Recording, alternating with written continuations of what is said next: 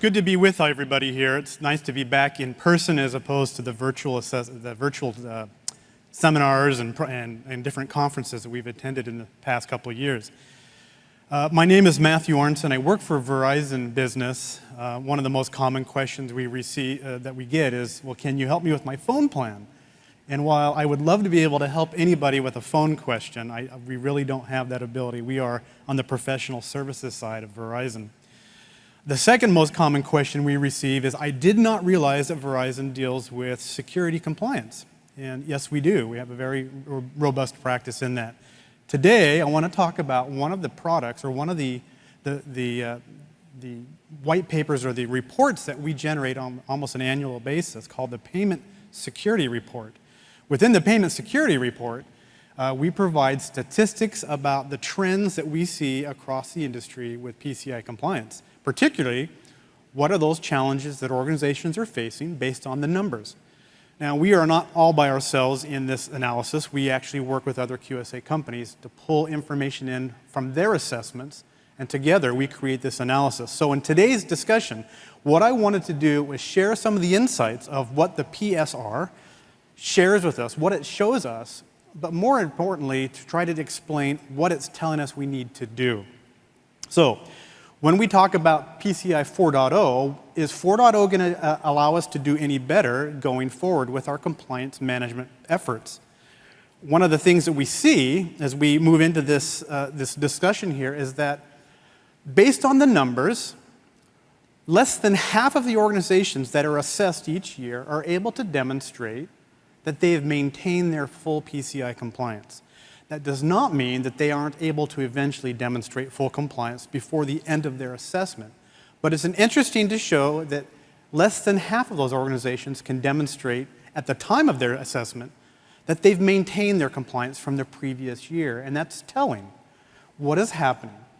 And so what we want to do is we want to talk about what the challenge is that organizations are facing in maintaining their compliance.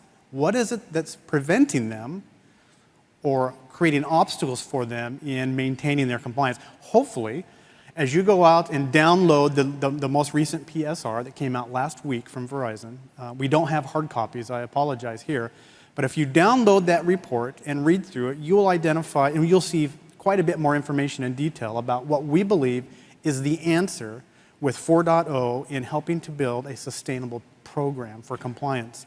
So today we're going to talk about what are the challenges that organizations face. We're going to talk about what's the solution, and ultimately how you should implement this solution here. And by the end, I'm hoping, if we have the time, to be able to cover these areas. Particularly, I want us to really focus on understanding something called constraints. We'll talk more about that in a bit here, but what we want to show is that by the end of this, you'll realize that you need to have a collection of different approaches, different methods for turning complexity into simplicity. Complex environments do not necessarily need to be difficult environments. They just need to be simplified. You need to identify simply what needs to be done. We'll talk about some of the program mistakes or the traps that we've identified most organizations fall into. Hopefully, as you see these traps, it'll register in your mind, oh yes, we've hit several of those, and we'll find ways to actually bypass those pitfalls. And then, if we have time, talk about how to come up with templates for your control environment. As we talk about PCI compliance, or any compliance program really, it comes down to how well or effectively your organization creates a sustainable control environment. How do you create controls which are efficient, but more importantly, effective? They're repeatable, they're sustainable, etc. With those controls adequately designed and checked and reviewed on a regular basis, you will find that less and less instances of non-compliance will begin to happen. You will find you will maintain your compliance over a longer period of time with effective controls. So what is the problem? Well, what's the scope of the challenge for organizations as 4.0 has come out? One is organizations need to understand, well, what does the new 4.0 contain? What are the differences from 3.2.1, and how does it affect my organization or your organization? Well, we know that there are 64 new controls. Several of them are future dated for April of 2025. Others are effective immediately. We have new controls for service providers. We have clarifications that are put out. And so it's understanding how does the new 4.0 the 4.0 standard affect your organization specifically. That is the first challenge. You need to understand what that is. Then, with the new 4.0 standard, which we are so excited to see, is there's more emphasis on maintaining your compliance rather than just checkboxing it every year. What the 4.0 standard really is beginning to demonstrate and to improve in is to say, this is the way to effectively build a sustainable program. If you follow these procedures, if you begin to follow the guidelines that are in there. They've done a wonderful job in the 4.0 revision to change from the old to this new effective approach for maintaining an effective, sustainable program. And then finally, there's new ways to validate. Well, there's the standardized approach, which everyone is required to at a minimum. But then optionally, you can do what's called the customized approach, and we'll talk about that. But these are the three issues that you must consider as you look at the 4.0 standard and for your organization here. Okay, so let's talk about what determines your level of effort for your compliance efforts. It really comes down to three things, right? What's the complexity of your environment? There are some of us maybe in this room that have the luxury of having a really small, very simplistic organization or environment. Your cardholder data environment is very straightforward. Others may be, card processors, the large financial institutions, the credit reporting bureaus that have a very complex and intricate environment because of the pervasive use of cardholder data. Based on the complexity, that's something that must be identified. And I thought that earlier in the presentation, the two before me did a wonderful job in describing how all these different compliance requirements from different organizations, different regulatory bodies are all now coming into view, and organizations are trying to figure out, what do I need to do? So I thought it was a wonderful demonstration there. So the complexity is important. Second is the proficiency of your team, the proficiency of your leadership. If you have a very simple environment, but you don't have any skilled staff, it will still be very difficult to maintain your compliance. So understanding the complexity and the proficiency of your staff, your resources, your teams, et cetera. And then how well are you able to focus as an organization on your efforts? Creating the greatest compliance program in the world is ineffective if you're constantly being redirected to other tasks or competing priorities. So by addressing complexity, proficiency, and your focus, you'll begin to be able to improve your overall compliance efforts within the organization. All right. So let's talk about, based on the statistics, what are those controls which generally do very well? Most organizations have no problems passing on their annual recertification. And these are based on the 2020 results. I invite you to look at the 2022 results.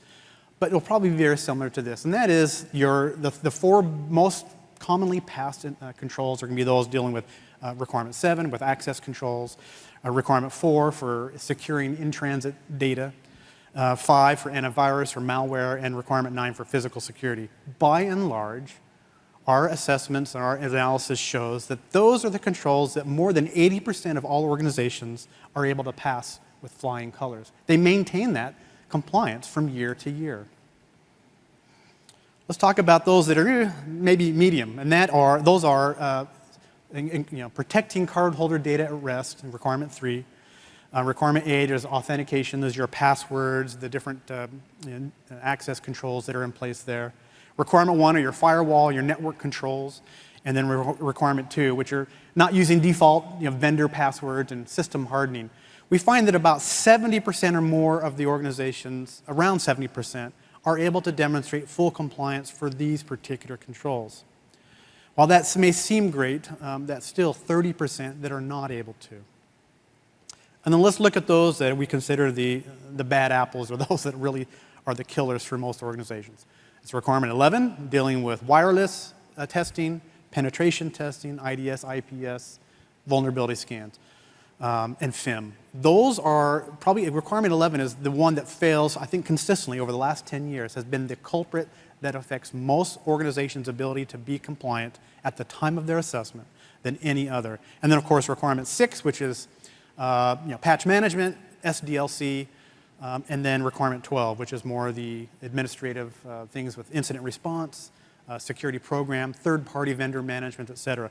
These three controls, based on the analysis, and it probably does not come to a surprise, as a surprise to any of you, are the ones that most organizations struggle with. Less than 70 are able to demonstrate compliance with most of these controls at the time of their assessment. So looking at a graphical representation, this shows you where they're at over the last 5 years, starting with 2015 all the way till now. Now, we see some market improvement in some areas. However, consistently over the last 10 years, those three we mentioned there, 6, 11, and 12, are the ones that most organizations struggle with. And we go back to the original question, is why do they struggle? What is it that's causing them to fall out of compliance? They were compliant previous year. What's happened? We're going to show that it's understanding how you've built your controls and how you've configured your compliance program that's really the culprit for this. All right. So what are the reasons for having a lack of sustainable control and effectiveness here? Remember, I talked about effectiveness versus efficiency. Being efficient is not enough. You can be very efficient but never get anything done. It's important to be efficiently effective. You want to have a good end result. And so when you build your controls, we want to make sure that the control outcome is what you want. Because too often we see that organizations are busily engaged, but the end result does not satisfy what the goal was or needs to be. So, reasons for lack of sustainable control effectiveness is first you need to aim for it. The German proverb is something along the lines of, what good is it to be traveling down the road if the road doesn't get you to where you need to be? It's the same with your program. Being busy is not sufficient. When you build your controls, make sure that you have a good goal. What's the end point that you want for your program? Talking about the different stages, you need to understand what's your vision, and we'll talk about this more in the PSR if you download it and read it. What's the vision? How are you going to get there? What's your strategy? And then how are you going to design it? What's your architecture? And in these three questions, you will begin to see where you'll start to find the cracks in your efforts. You'll begin to understand why, from year to year, you struggle with some of these very consistent control failures. And I'll talk more about some of the neat ideas that we have about identifying where to look for your control failures in a bit here. So the question is it even possible to become effectively or efficient in our control environment? The answer is yes. And we hope to show you that in our PSR, in our documentation that we've provided from last week. All right. When we talk, just to follow up with this last slide, is we see that there are really the three stages of why organizations fail with their programs. And I want you to think about your own environments. And in your head, think about where do we struggle? Why do we struggle with certain aspects? And we'll cover that here in a bit. One is maybe we don't understand exactly why we're doing it. How many times have you gone to a network team or to an application or a database team and said, I need this information? And they're like, but why? What's the point? And they'll give it to you, you'll look at it and eventually realize it doesn't really apply or doesn't address your question. They don't understand why they're doing what they're doing. They'll do it, they'll be efficient, but it's not effective. The next is what? Not creating a real strong strategy to explain and to do what you need to be doing here. Doing the wrong what you're supposed to be doing provides you no benefit at the end. So it's the why, the what, and then finally the how. Finding the correct way to do it goes back to, are you efficient, are you effective? Okay. I want to kind of as a joke here, we've all been here, right? Talking about projects, we're all excited about it, and then we get to the very end. So I see this all the time in our own internal projects with other customers, whatever it might be. Everyone starts with this great idea, there's a great ramp up. Then all of a sudden they start to recognize, oh my goodness, we have bitten off way more than we can chew.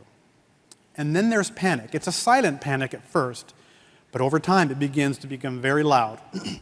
And then the search for the guilty, right? We've all been there, and so on and so forth. This is what we commonly see. It's kind of more of a joke, but it's true, isn't it? It's true. So let's talk about the solution. These are what we call the data security management traps. These are what most commonly are what we've identified in our analysis, both with our data breach investigations. If you're familiar with the Verizon data breach investigation report, why organizations fail and are breached falls back to one of these traps, because it's through an ineffective control or the lack of controls that something is able to be, the perpetration of an attack or a breach is happening. So one is poor leadership or strategy. CISOs are so incredibly overwhelmed right now with the tasks that they have that oftentimes they have competing priorities and PCI may fall out, or designing good effective controls. They're just trying to keep the lights on. So a failure in inadequate leadership may be one of the traps here. Or failing to get executive buy-in.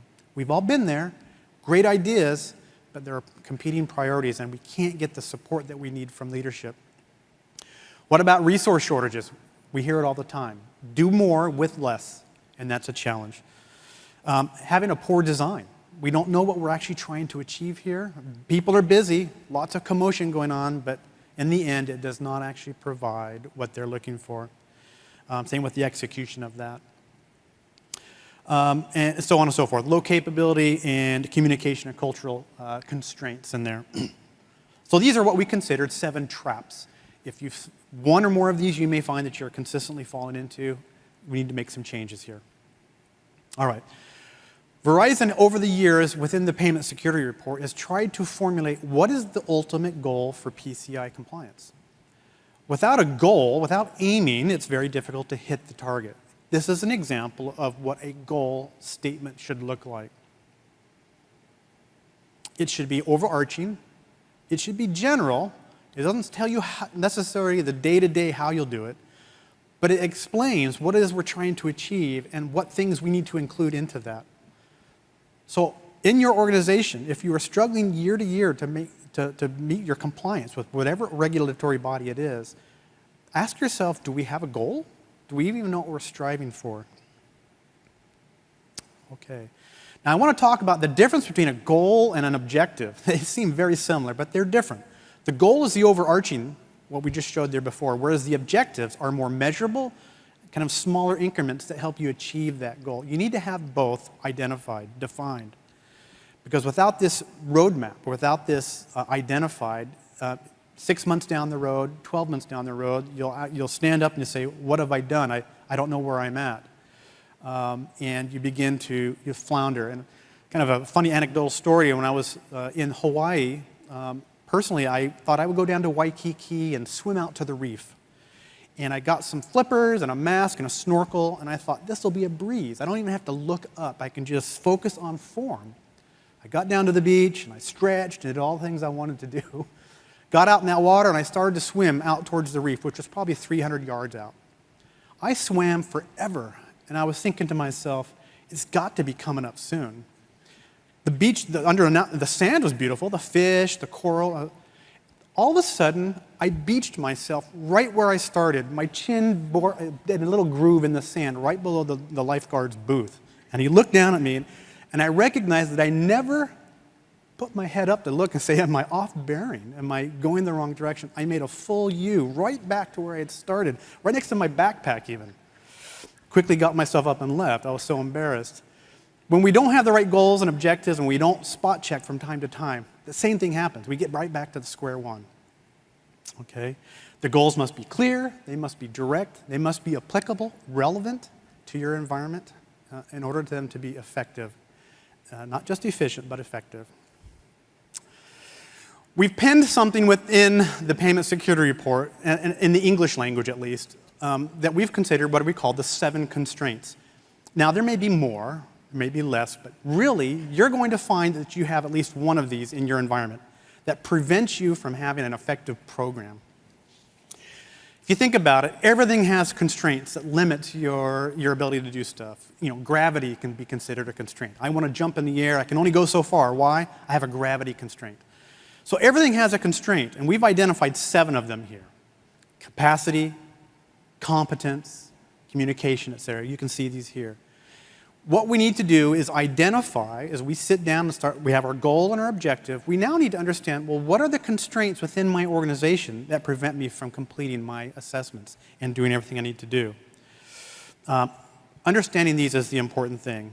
I'm going to go through here this quickly here, and just at the end here, because I've got to end, is just to say, understand your purpose, understand your goals, your objectives, and your constraints, and that'll help you begin to formulate a good program going forward. And that's it for me. I appreciate your time. Hope you have a wonderful rest of your day. Thank you.